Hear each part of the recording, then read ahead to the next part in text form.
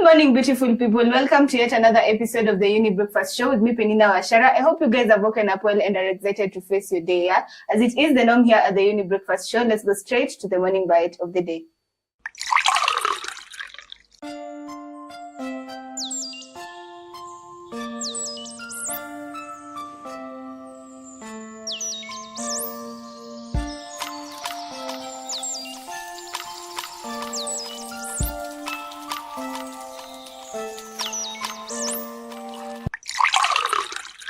Today's conversation will be about school and mental health. We are here to actually inform you more on matters school. And also, this conversation will be helping us remember our lives in school, yeah? And what made us be stressful when it comes to our school days, yeah? Remember, you can always interact with us through our social media platform, Younib_TV on Instagram, Younib Media TV on Facebook, and there's a number on your screen. You can SMS or WhatsApp 0719 144 144. Remember that this show is proudly brought to you by Miss Yo Ashen and Younib Organization, and we're trying to reach out to the community to teach you on matters mental health. So if you have any psychological issue, you can always call the number 0700 352 250, and our able psychologist will be able to help you out here.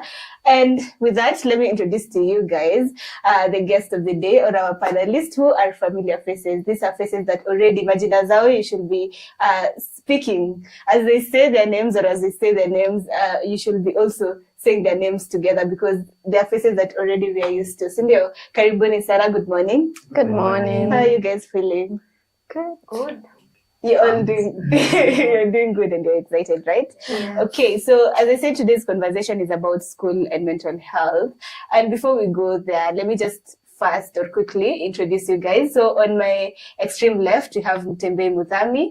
We also have Valentine, Ndiwa, and on my right, we have Beulah, Njagi. And they are our psychologists here, who are here to actually help us be able to understand more on the conversation, school and mental health, yeah? So let's go straight to the conversation. So to my first question, this question goes to you, Beulah. How does school life impact students' mental health? Right. So school life for a student, that is life generally, yeah? It's their whole entire world. So it's like asking, how does, their life affect their mental health? And of course, with that, they get positive experiences in the school as well as negative experiences. They get challenges as well. They also get various achievements while at school. And so again, with a mix of the positives, of course, there's pleasant emotions that come with that, where they learn how to be confident, they learn to take pride in their achievements, they learn to feel good about themselves and grow in confidence in that way. They also experience some negative, experiences or challenges. Sometimes homework is a lot, or wanachapwa sana, or not getting along with their friends. And so those are things that could, again, bring about unpleasant emotions such as sadness, such as anger, such as frustration, sometimes feeling like you failed. If you had, certain expectations of your academic life and you end up not getting the mark. So in the same way that, for an adult, whatever is happening in life would affect your mental health, is the same way that for a student, it's whatever is happening at school, because largely that's their world. Yeah. Okay, interesting. And I hope we are following up with this conversation, yeah? So we know that the main reason why we go to school is mostly for academics, yes? Most times you'll hear, okay, there's the aspect of maybe socializing, maybe play, but the main thing is always academics. So how does academic pressure and expectations really affect a student's well-being, Mutembei?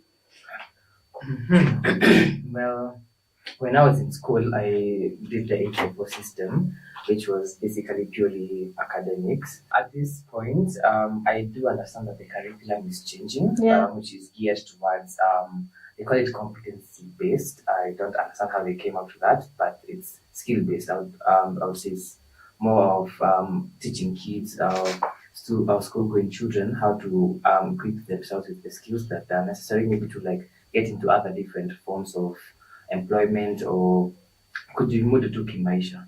So you'll find that sometimes, in as much as academics is the end goal, you'll find that it gets to a point where now it's just academics, to the point where there's no time to explore other other aspects of your identity as a person. So at the end of the day, you'll find that you'll have a really bright child, straight A's, but at the end of the day, hajui kupika, unapata hajui basic social skills, everything that he knows, everything that that child knows is based on books, but they don't have that hands-on experience in life. Yeah, so I think that this child is going to be is going to work so hard towards achieving the best grades. They're going to join clubs in school simply because they want to boost their academic certificates, not simply because they want to join, not simply because they want to sing, or maybe they want to actually debate. So we find that this child is, at the end of the day, they'll have so much knowledge that they have either from books, either from interactions or symposiums, but they lack basic human skills in their, be it socializing, be it distress tolerance. Because you see now this child has always been in school, so the only distress that they know is my grades needs to be up. When mtu mwenye utapeleka kwa streets anapata anxiety attack.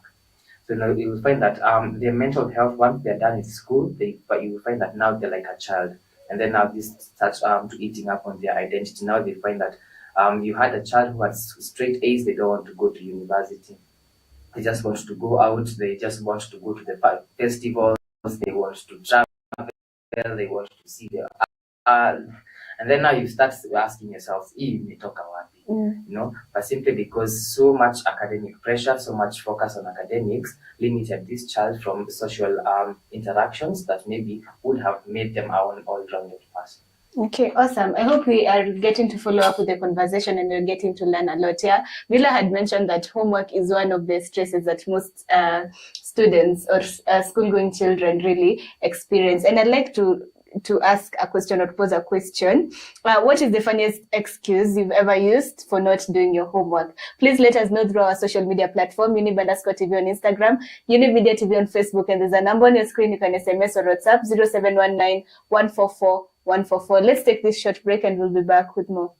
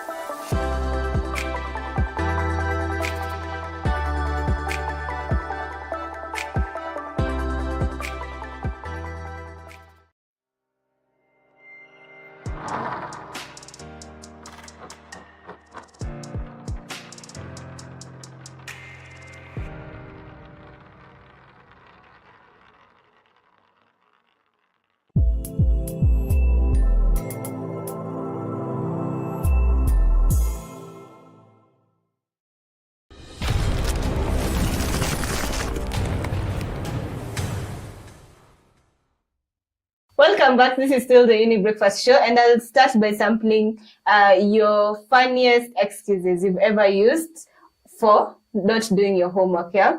So I'll start with the first one. I told my teacher my little brother ate it, but I'm an only child. Someone else says, I said I left my homework at home while we were doing online classes. Somebody said, I told my teacher my laptop crashed. Forgot to mention, I did it on paper. Someone else say, I wrote the wrong subject on purpose, so I could pretend it was accidentally the wrong assignment. Told my teacher I was saving paper to help the environment. She wasn't impressed. And I'll sample the last one. I said I did my homework in invisible ink and forgot how to reveal it. So these are your responses when it comes to funny excuses that you've been able to give your teachers for not doing homework. Yeah. So coming back to the conversation, we are speaking about, or we are talking about school and mental health. Yeah. So I'd like to know also, Mutembei, you had mentioned on social activities. Yeah. Having some people will now do, okay, depending on the type of curriculum you're doing, because at least now we have CBC.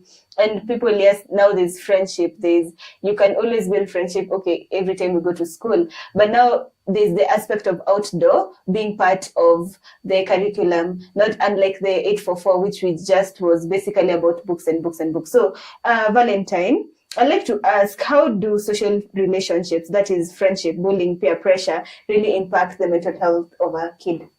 Wow. I don't know if you want me to answer in the context of the bullying or the peer pressure. Because when you talk about the social, remember these children or students in school, they are human beings, and part of us, we as human beings, we are made of different aspects. Like we are made of social beings, the physical, and then we also have the psychological aspect of our well-being. So when you talk about the social, I remember Beulah had said that this is where they form their social interaction, and in that, as they are forming their social interaction, and like Mutembei had said, this is the place where they tend to get their identity from. So I tend to believe it really helps promote their mental well-being in a positive manner. Then with interactions as human beings, kuna venye tunapitananga. There are those students who maybe because of the growth, how we grow. Remember, in school is the place where the children are getting to mature. Like in Kenya, the age where the students go to, or children go to school, is the age of 4. So imagine from the age of 4 to around, maybe when you are around 22, 23, you're still studying in the school. So it's a place where you get to develop or grow up as a person. So in that, you find that there are changes that are happening in your body.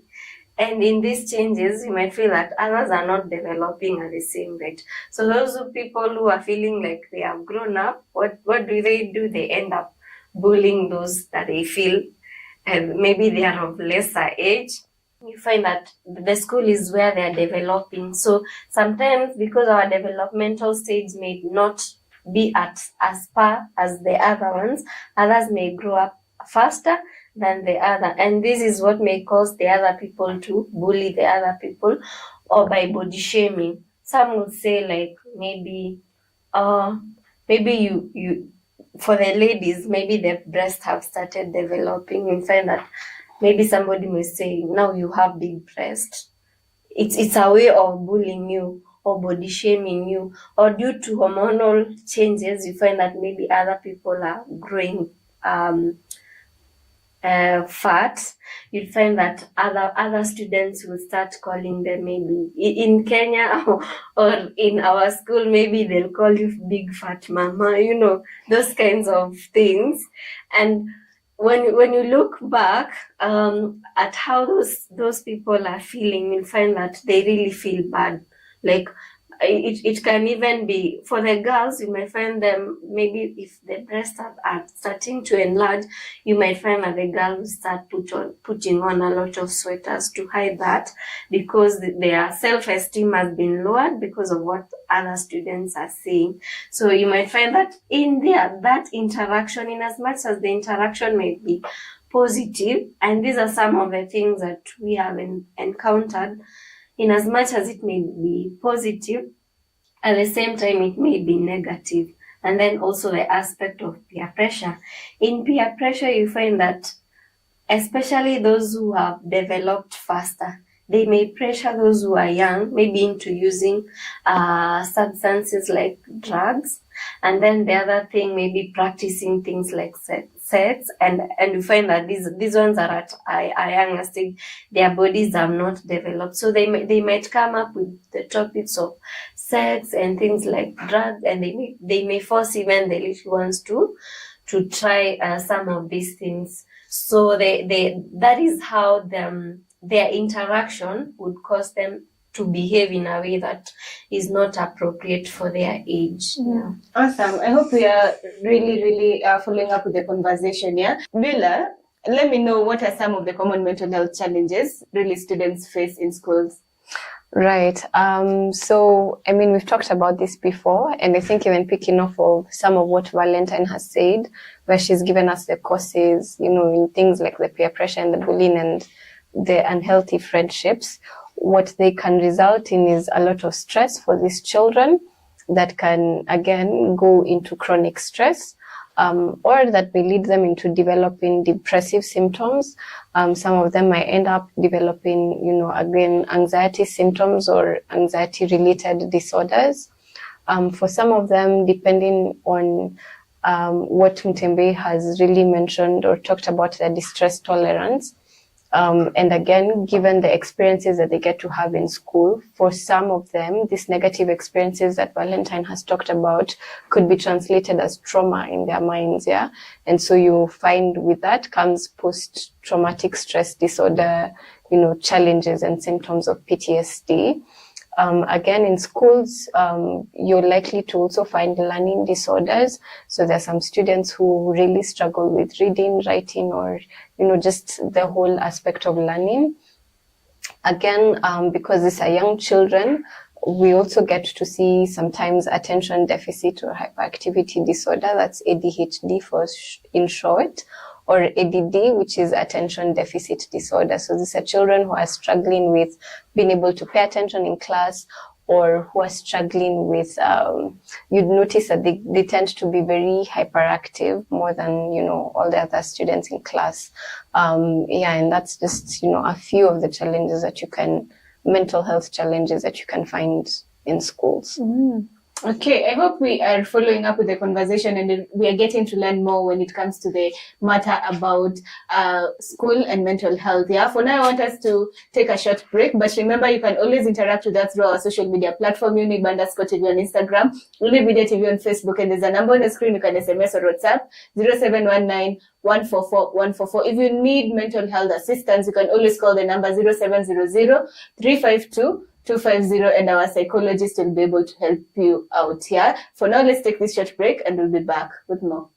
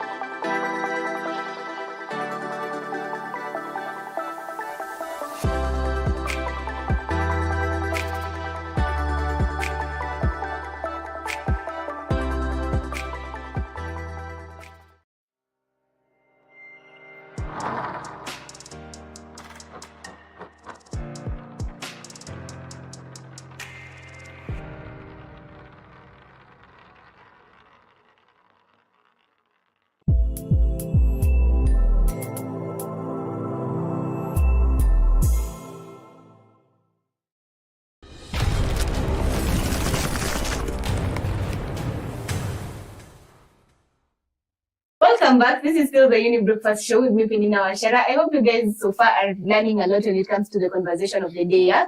So I'll just quickly go to our next question. So Beulah, what are some of the signs that somebody can say or a student can check on to see that they're struggling with their mental health? Okay, so we'll break them down into the physical, the emotional or psychological, and the behavioral or social. So physically, you'd notice, parents would be able to notice a lot of complaints, mtoto anasema anaumwa kichwa, tumbo, the whole, anything that can ache will ache, or sometimes they become sickly a lot. Physically, you'd also be able to notice that there's trouble sleeping, so they may have difficulty falling asleep, or they may not want to wake up or oversleep, yeah. We'd also find on the eating front too much or too little. So appetite might disappear or really increase to show that there's, some distress happening with this child. At the emotional level, you'd be able to notice irritability, a lot of anger outbursts, a lot of, moodiness. Sometimes they may also become more reserved. If they used to be, everywhere and in everything, you notice they're more quiet and not talking much. You may also notice that maybe the ability to focus or concentrate has diminished. In class, a teacher would be able to pick that performance is beginning to decline. It shows that there's a level of distress or there's some distress happening within that child. Behaviorally, they could become aggressive. So they pick fights over anything or react, just to anger outbursts. So they might become aggressive and show it in different ways. Again, they would withdraw socially. So they used to have this group of friends and now they don't want to go out and play. So that can tell you that there's something that's going on with this child. Or if you just notice behavior that is very uncharacteristic of your child. See, kila mtu anajua mtoto wake anakuanga aje. So when you notice that, you're too quiet, or now you're too loud, or now you're too everywhere, or who are these friends they keep hearing about? Because as Valentine has said, sometimes there's also that danger where they may be exposed to drugs and learn, okay, when I drink this thing, inafanyanga nisikie vizuri kiasi, ama when I smoke this, nasikianga. So you might be able to pick up on that, and that of course would come with changing behaviors. If they used to be neat and they get into drugs, you'd notice they become very unkempt, or hygiene, deteriorates and such like things. Yeah. Okay, now that we've gotten to understand more about the signs, Valentine, I'd like to ask more about practical steps that a student or a child may use to be able to manage their mental health, mostly anxiety, depression, and all that. I would say we look at the causes, and initially I'd said things to do with peer pressure, and maybe the child is experiencing bullying that is causing stress to them. So if you're in school and you find that there is somebody who is bullying you, you can always report that person. Even in our discussions in school, we don't rebuke the bully, because bullying is a form of hiding certain struggles in our lives. So by you reporting that the person who is bullying you, it doesn't mean that you're reporting them so that maybe they can get punished. Probably you are reporting them so that they can receive the help that they need. Not necessarily that so that you can tell on them, like the way most students or the young ones always want to say, like, it is this one who did this and this and this and this. So reporting is one of them. And then we have those category of students, maybe because of academic pressures, like the way Mutembei had said, like you might be feeling pressured by your parents or even by your teachers to perform well in school, and maybe school is something that you're struggling with. Maybe you're good at talents.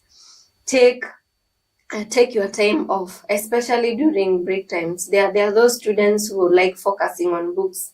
Like every time you want to read books, it is lunchtime, you're going to the dining room with a book. If it is breakfast, you are having your tea. You are having your tea with a book. Your mind needs to relax. So you need to create you and the book, you need to like have some off time. Take time to rejuvenate. When it's time for break time, go to the break, Go scream, shout, go laugh, go have good conversations with your friends, because this is the time that you'll be at your happiest moment. We have the two sides of our brain. We have the left and the right side of our brain. So when we perform certain activities, a side of our brain is not functioning. When we are let's say when I'm reading, maybe my left side of the brain is the one that is doing the concentrating aspects. The right is not. So you need to have that balance. And in doing those extra activities, they're called extracurricular activities. You find that you create that balance within your environment, within your brain. And that brings a balance. Even as adults, we need that balance. Like if you did an activity that requires you to concentrate more, that's why when you go at home, you start cooking. When you cook, the part of the brain that was responsible for concentrating in work is now resting, and another part of your brain is now working. Okay, I don't want to mention those parts, not to confuse the viewers, because it's more scientific. But we need to know that to bring balance in our brain, we need to do different activities. So the other thing, you can even engage in sporting activities, like I said, the extracurricular activities. Or if your school has things like clubs, like the Shahiri clubs. I'll speak of Shahiri because I used to love Shahiri when I was in high school and primary, or poetry, or if it's what is it called? The music, if you love singing, if you love playing guitar. Those are some of the things that will help you to promote your mental well-being. Another thing will be looking for friends who are supporting you, because in schools you will experience certain challenges. Maybe kalamu yako iliibiwa. That will cause psychological stress. Kalamu yako ikiibiwa itakupatia stress, like as a pupil. Then the other thing, maybe your book also. There are schools where books get lost, or your lunch. If you don't have a supportive system, like a friend whom you can rely on, psychologically you will end up as a distressed person, and you might end up experiencing things like depression, kama venye Beulah ametuambia, because of the simple things that we see. They are simple. Yeah, my pen is gone. Maybe you are afraid teacher atakuchapa una kalamu, ama ukienda home mama yako atakuchapa juu una kalamu, atashinda kusema kazi yangu ni kununua kalamu, because there are some parents maybe who don't know how to react to those kind of situations. So ensure that when you are in school, if it is time for moving and shouting, always shout and look for a good supportive system. Okay, I hope that those practical skills or steps will be able to help you manage your stress and anxiety in school, yeah? Wrapping up, Mutembei, we've seen a lot of schools, mostly here in Kenya, they don't have mental health facilities, yeah? So how can schools really be able to have mental, or to include mental health in their curriculum? Right. More often than not, whenever we talk about mental health programs in schools, we think that maybe there should be a guidance and counseling in school. There should be a therapist who has an office. Whenever something is overwhelming, maybe the rice was not cooked to your standards, you end up guidance and counseling. But that's not the case. You'll find that I'll still go back to whatever it is that the mantra that I keep pushing. You need to be intentional about everything that you do. So I'm particularly looking forward to see what the schools are going to do, especially with the CBC program. Why this is the case is because there's now, back when I was in school, we didn't have art classes, we didn't have the home science, which means that I see a lot of people crocheting and knitting and putting out their products online. So with this new system, you find that yes, there are certain activities that may be part of the curriculum, but they also act as debriefing exercises. In that sometimes maybe you have a stressful class, you have a stressful situation going on in your life, but once you get to the art class, you get to shade, you get to color, you get to paint, it also acts like a debriefing session for you, same as the game, same as the shairis that Valentine has mentioned. So already there are measures in place that can actually be incorporated into the curriculum that actually benefit the students mentally, in that they don't just view it as a lesson, but they see it as a therapeutic process. This is going to not only make sure that they are doing well with their mental health, but it's also equip them with skills that they can actually even take it up as a business. You can imagine a child who's feeling stressed, they learn that they can actually crochet, and then because they're actually good at it and they perfect their skills as an escape, they turn it into a business, and then now they're financially sufficient for themselves. So unapata pia aspect ya pocket money, aspect ya school fees and all that, they're able to sustain themselves as opposed to just being in class and being told that you need to talk to your elders. So I feel like at this point in time, we have a system in place that is really geared towards working towards good mental health. It's just upon us to be intentional about the programs. Okay, and I hope we have gotten a thing or two when it comes to this conversation. Thank you so much for gracing our screens today and being here to help us learn more about school and mental health. So asanteni sana, and as usual, you guys, we want to see you more often here at the Younib Breakfast Show, yeah? So thank you to everyone who has made this show a success. Elias Muchina, thank you so much for being our camera person and also our director. We also had Eunice as our timekeeper today, yeah? And for you, our viewers, or to you, our viewers, yeah, thank you so much for always sharing our conversations, for always ensuring that you interact with us. It's because of your interaction that you get actually these conversations to bring to you. Okay, so until next time, do have yourselves a beautiful day ahead. Goodbye.